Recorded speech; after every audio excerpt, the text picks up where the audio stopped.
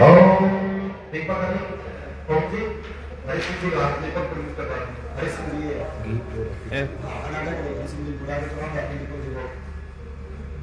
ओम चंद्रमा मनसुहुदाय सुमोस्मरो वलाय कातोपाय सप्राण संभाग्रेयाय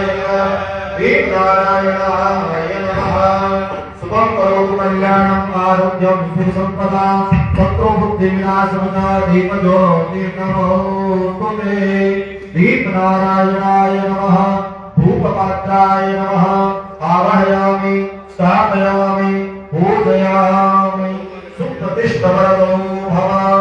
ओम मनो ज्योतिर्जुगतामास्य बृहस्पतिर्यजमिमं तनोतविश्वं धन्यं समिमन्दनायो विश्वे देवासयमादयन्तामोक्षदिष्टा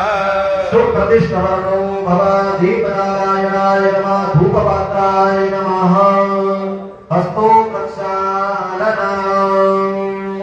सर्वे जनानां हस्ते अक्षत पुष्पं परिहत्वा सबके हाथ में पुष्प को चावल दे दीजिए। प्रेम पूर्वक भगवान श्री गणेश जी महाराज का नाम अंबिका सहित भगवान शिव शंकर जगत निराकार गुरु भगवता भगवान श्री ज्योतिराम सहित भगवती वेद माता गायत्री भगवती मातेश्वरी कस्तूरी देवी सहित